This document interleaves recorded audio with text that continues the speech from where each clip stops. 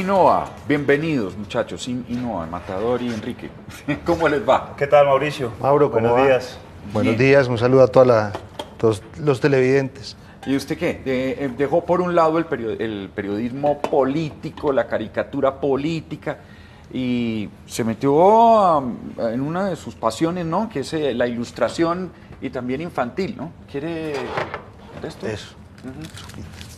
Bueno, Mauro, yo creo que es otra faceta. Sí. Otra faceta es, yo vengo de dibujar ratas, cerditos, vengo de dibujar sapos, lagartos del Congreso de la Política Nacional. Zapatos de plástico. Eso sí, Crocs y toda esa vaina.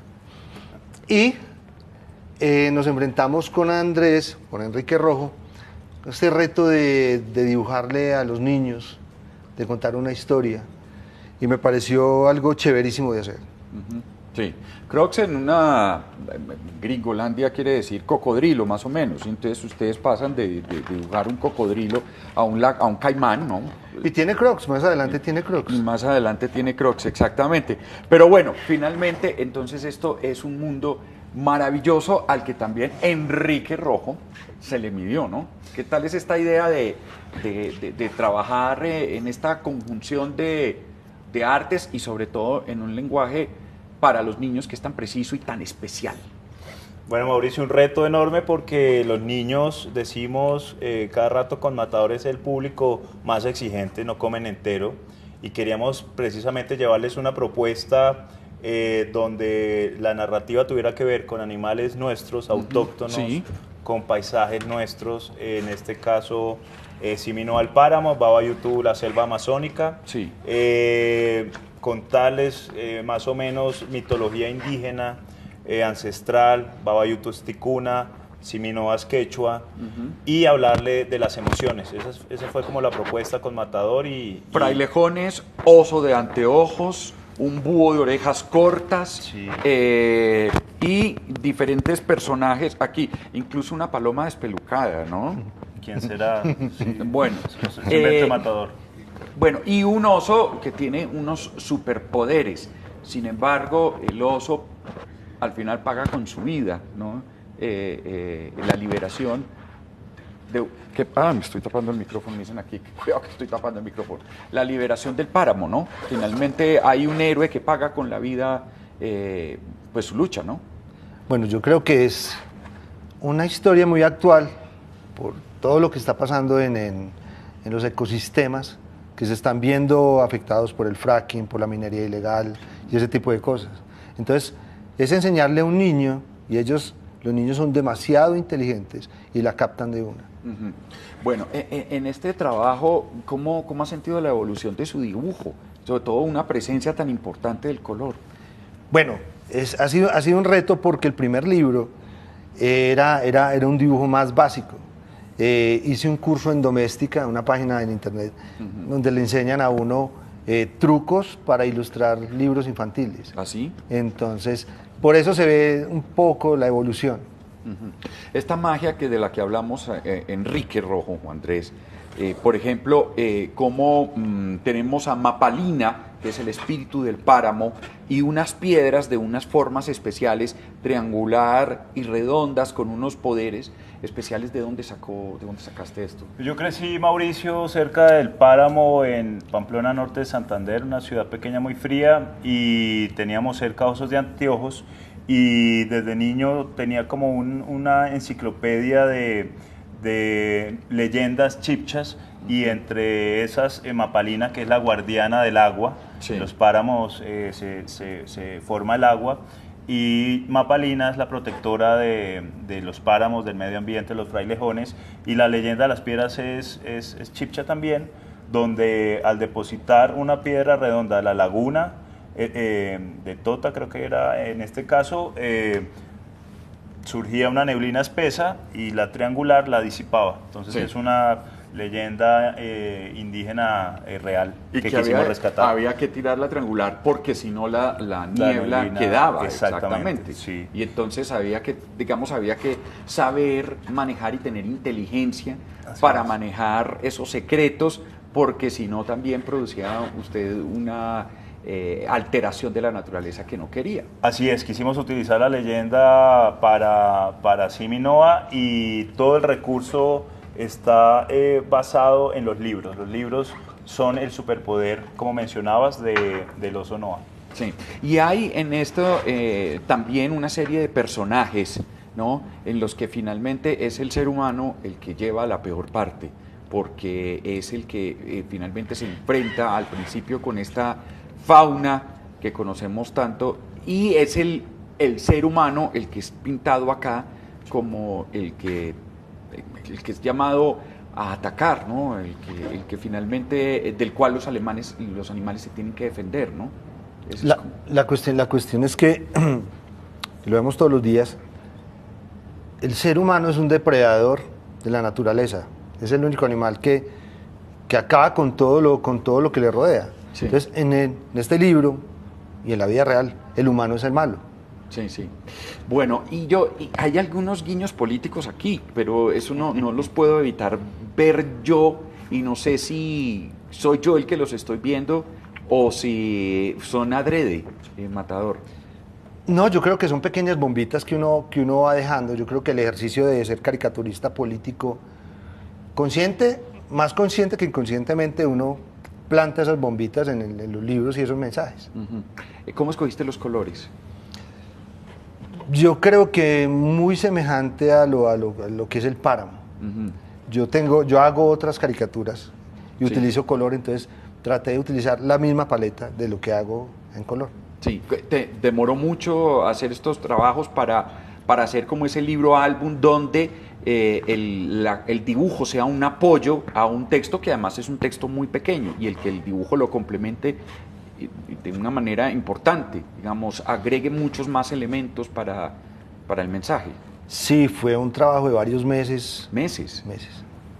Porque Enrique me entrega el texto, y a partir de ese texto elaboramos los bocetos de los personajes, cómo debe ser, entonces uno se lo va imaginando. Si tú miras la portada, sí, un cambio que hicimos era, nosotros teníamos el primer boceto que yo hice, en los ojos del oso de anteojos, eran muy diferentes, y al principio yo había rayado un boceto con los ojos de Kiss, como la banda, entonces quedó así, quedó como más bonito. Ya. Pareciera como de Batman ahora, ¿no? También. Marduk. O Marduk. No, viene el concejal de la familia y nos quema el libro. No. Aquí está. Óigame, bueno, y los textos, la elaboración de los textos, el trabajo, ¿cómo fue? ¿Lo consultaste con los niños? ¿Lo consultaste con quiénes?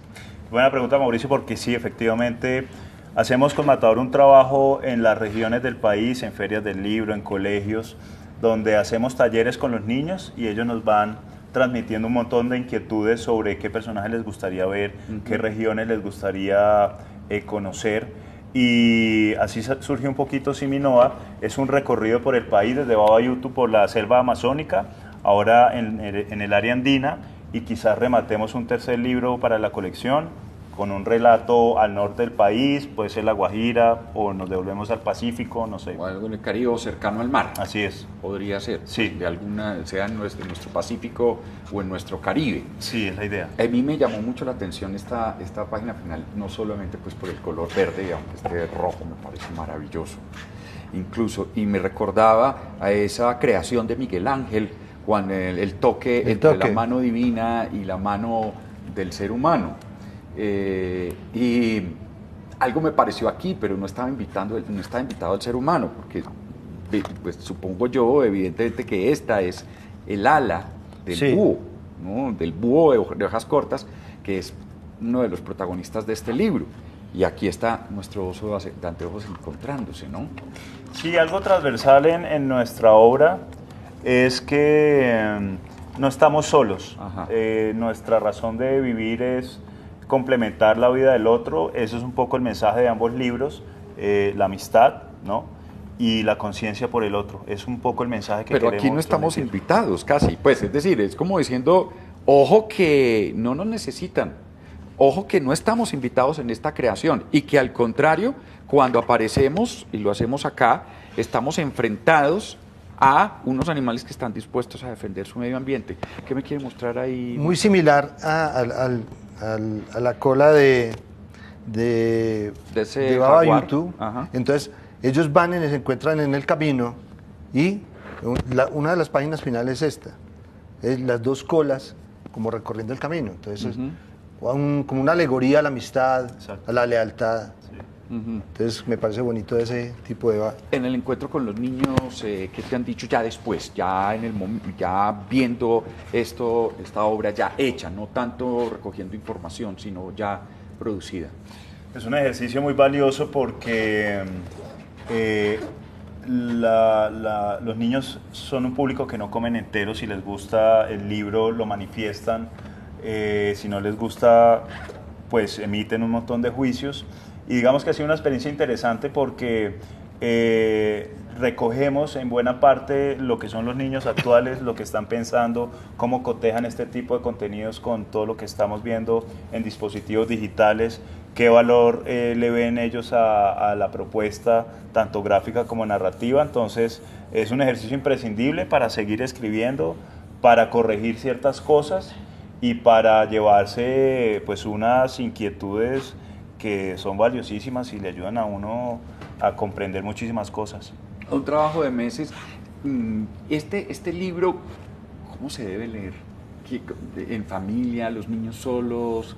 Matador, ¿qué piensa usted? No, yo creo que el personaje principal acá ni siquiera es el niño, es el papá, la mamá, el abuelo, Sí. porque el niño aprende del ejemplo. Entonces, los papás, ¿qué hacen? Le sueltan el libro al niño sin bitácora. Lo bueno de este libro es que la gente, los adultos se sienten con el niño y empiezan a leer con él, que sea algo compartido. Hay una página en los dos libros que dice, este libro pertenece a, me lo regalaron a los tantos años. La primera persona que me lo leyó fue, lo leí sin ayuda a los tantos años. Quisiera que alguien también lo leyera. Sí, entonces, para que quede de recuerdo, como la primera invitación. Sí, y lo vemos ahí con un oso hormiguero. Sí. ¿Cierto? Uno de nuestros animales de las especies de las que todavía puede quedar alguna seña si esculcamos bien en nuestros en las zonas de reserva. Habrá uno que otro que decir cuando son captados en cámaras trampa para decirnos, bueno, ahí están, necesitamos verlos más. Usted los veía mucho, me decía que cuando... Sí, osos de anteojos. Y los veía, o sea, sí, en su estado salvaje. Sí, había un parque donde los conservaban, algunos, eran osos muy mal mantenidos, osos encadenados. Es una especie que está en vía de extinción. Hace poco conocimos el relato de una comunidad que se comió un oso de anteojos. Entonces digamos que es un animal que cada vez está más en riesgo de acabarse y es nuestro oso andino, ¿no? O sea que finalmente esto es una caricatura también muy política, Matador. Claro, todo tiene un contenido en el trasfondo político. Todo lo que hace el hombre tiene un trasfondo político. Obviamente es una crítica a lo depredador que es el ser humano, que estamos acabando con este planeta y no hay otro. Sí. Entonces es un mensaje para las nuevas generaciones que lo están captando mucho mejor que nosotros. No puedo dejar de preguntarle cómo sigue su seguridad, cómo siguen las diferentes relaciones usted con las amenazas que le llegan continuamente y los ataques que le llegan desde muchos sectores. ¿Cómo está su seguridad? Bueno, debo agradecer a la Unidad Nacional de Protección, tengo un esquema de seguridad, a la Policía Nacional y a la gente me ha dado mucho apoyo, pero de todas maneras hay que estar con mucho cuidado. Sí.